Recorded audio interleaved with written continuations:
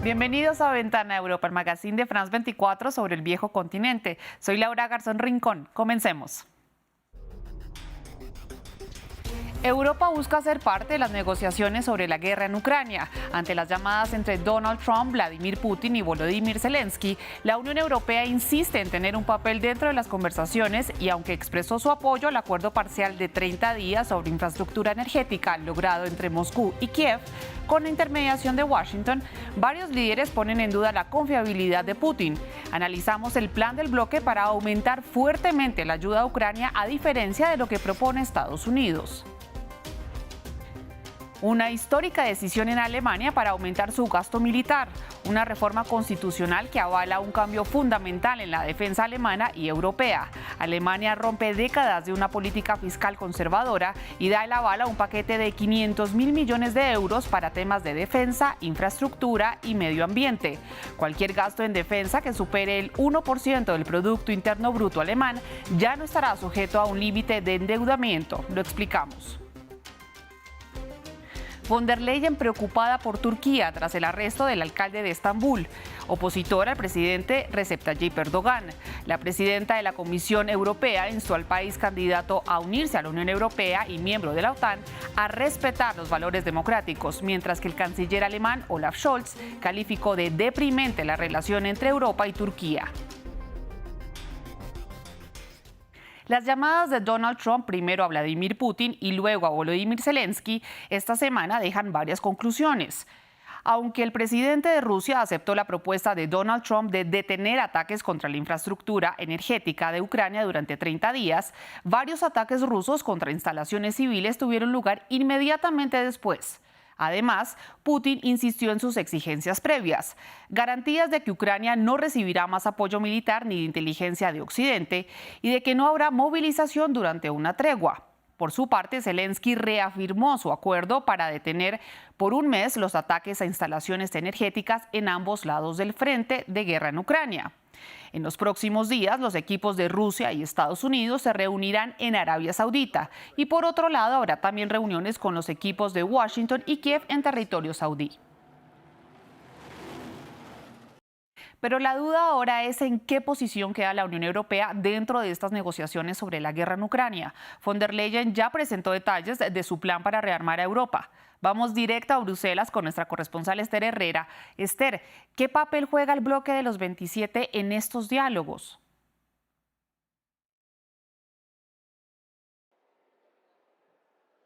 Sí, bueno, la Unión Europea insiste en que tiene que tener un papel en estas negociaciones de paz entre Ucrania y Rusia, aunque aún no está claro cómo va a ser este papel exactamente. En cualquier caso, la jefa de la diplomacia europea, Kaja Kallas, aseguró recientemente de que están en discusiones con la administración estadounidense para que efectivamente la Unión Europea pueda estar presente de alguna forma en estas discusiones. Hay que tener en cuenta que para Europa es muy importante y es existencial que se pueda llegar a un acuerdo y una paz duradera, porque consideran que Rusia es una amenaza también para el bloque. Con todo, la Unión Europea apoya este alto al fuego parcial y aunque no sea total, confían en que este sea un paso para una paz duradera. Aún así, e independientemente de estas conversaciones de paz y de que haya un acuerdo de paz, la Unión Europea de momento ha asegurado que seguirá apoyando a Ucrania, siguiendo enviando ayuda militar, también humanitaria al país, porque consideran que Ucrania debe estar en una posición lo suficientemente fuerte para empezar a negociar con Rusia. Gran parte del papel que tenga la Unión Europea también va a depender del liderazgo que está ejerciendo Francia y Reino Unido también en el futuro de Ucrania, es decir, qué es lo que va a ocurrir una vez se firme esta paz. La Unión Europea asegura que está dispuesta a ofrecer garantías de seguridad al país, de proteger al país en caso de un nuevo conflicto con Rusia. Así se aseguró en unas conclusiones de la Cumbre Europea de Jefes de Estado y de Gobierno, que contó con el rechazo, una vez más, de Hungría. Esther, la Unión Europea busca rearmarse. ¿Podrá hacerlo después de depender de Estados Unidos durante más de 80 años en términos de defensa? El giro de 360 grados que ha dado Estados Unidos en su política exterior evidentemente tiene un gran impacto en las relaciones con la Unión Europea, especialmente en lo que concierne a su seguridad. La Unión Europea se ha dado cuenta de que ha dependido en exceso durante más de 80 años para su seguridad en Estados Unidos y que esta ya no está garantizada. Ante la situación, la Comisión Europea ha presentado ya los detalles de cómo espera hacer que se pueda producir este plan de rearme que ya había anunciado, unos detalles que recientemente ha desvelado la Comisión Europea con una ayuda de 150.000 millones de euros en préstamos para dar impulso a una mayor inversión y a un mayor gasto en defensa por parte de los países y para que hagan compras conjuntas de armamento. Sobre todo, el 65% de este armamento tiene que ser de origen europeo, el resto se podrá hacer a través de acuerdos con otros países, principalmente con Noruega, pero que aísla de facto a la industria norteamericana. Europa se ha dado cuenta de que ha dependido en exceso, que ha sido demasiado ingenua con Estados Unidos y que ahora debe darse ante la evidencia de que Europa ya no puede contar con Donald Trump porque su relación con Europa ya no es prioritaria. Por ello, Europa ya lo ha dejado claro, está abierta a asociaciones con otros países, con otras regiones, con la región Indo-Pacífica, pero también con América Latina y que ante el América primero Europa quiere seguir apostando por el multilateralismo. Siguiendo la línea de los planes de la Unión Europea, en Alemania adelantan políticas para iniciar el rearme de Europa con una histórica decisión para aumentar su gasto militar, un plan que supone un cambio fundamental en la defensa de Europa. En una votación sin precedentes, el Bundestag, el Parlamento alemán, aprobó cambiar la Constitución para eximir el gasto militar de las estrictas normas federales sobre la deuda nacional, algo que ya miran los demás países europeos, al ser Alemania el mayor titular del presupuesto en defensa de Europa.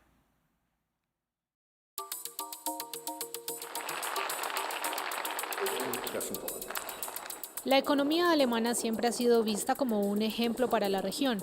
Un país tradicionalmente renuente a asumir grandes cantidades de deuda o a gastar demasiado en aspectos militares.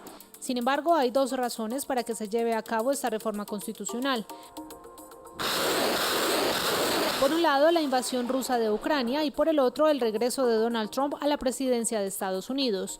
Desde el inicio de la guerra en Ucrania en 2022, Alemania incrementó su presupuesto en defensa. Solo el año pasado lo hizo en un 23,2%, lo que sirvió de palanca para el aumento récord del 11,7% en el gasto de defensa europeo.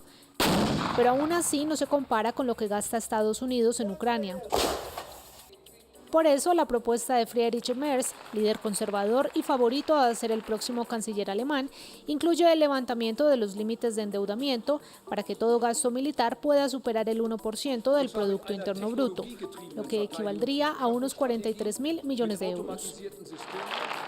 Con esta reforma constitucional, el Parlamento rompe décadas de una política fiscal conservadora y da el aval a un paquete de 500.000 millones de euros para temas de infraestructura. La iniciativa alemana de fortalecer su defensa va en línea con un plan más amplio liderado por la presidenta de la Comisión Europea, Ursula von der Leyen, que busca movilizar unos 800.000 millones de euros para rearmar a Europa hasta 2030. Con la eliminación de estas restricciones constitucionales al endeudamiento en Alemania, habría la posibilidad de liberar miles de millones de euros, no solo para las Fuerzas Armadas, sino para un fondo paneuropeo de defensa. El gobierno también espera que sirva para revivir una economía que ha perdido su brillo en los últimos años. Y Macedonia del Norte fue escenario de una tragedia. Al menos 59 personas murieron al incendiarse una discoteca que no tenía licencia para funcionar válida y tampoco contaba con un sistema antiincendios. El siniestro ocurrió en Kokani, una localidad a unos 100 kilómetros de la capital Skopje. El fuego se desató durante un concierto donde había unas 500 personas, el doble del aforo permitido. Las autoridades revelaron que su principal hipótesis es que las llamas iniciaron tras el uso de elementos de pirotecnia que incendiaron el techo del lugar. Decenas de miles de macedonios rindieron tributo a los fallecidos en la icónica plaza de Macedonia de Skopje. Vamos a Hungría porque el Parlamento aprobó una ley que sanciona a quien participe en la Marcha del Orgullo con multas que puedan llegar hasta los 500 euros, una prohibición que marca un inédito precedente en un país miembro de la Unión Europea. Por amplia mayoría, 136 votos a favor y 27 en contra, Hungría prohibió la Marcha del Orgullo gay. Los diputados, opositores al primer ministro ultranacionalista Viktor Orbán, entonaron el himno de Rusia en un claro reproche a la alianza de la coalición gobernante con Moscú. Vamos a Turquía porque la detención del alcalde de Estambul, Ekrem İmamoğlu, escandaliza a toda la región. El socialdemócrata del partido CHP ganó la alcaldía de Estambul en las elecciones de 2019, poniendo fin a un cuarto de siglo de gobierno municipal islamista. El año pasado renovó su mandato, lo que lo convirtió en el rival más probable del actual presidente Recep Tayyip Erdogan en las presidenciales del 2028. La policía turca lo detuvo en el marco de una investigación judicial por supuesta corrupción y colaboración con grupos terroristas. El canciller alemán Olaf Scholz dijo que es una situación deprimente para la democracia en Turquía y también deprimente para la relación entre Turquía y Europa. Desde Bruselas, la presidenta de la Comisión Europea aseguró estar preocupada con el arresto de İmamoğlu y en Turquía miles protestaron en solidaridad con él. The arrest of the mayor is deeply concerning.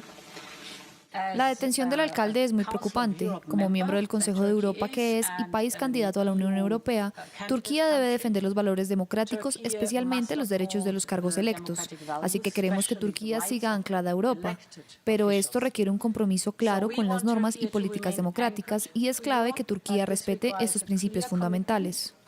To democratic norms and practices, and it is key that Turkey respects these fundamental principles.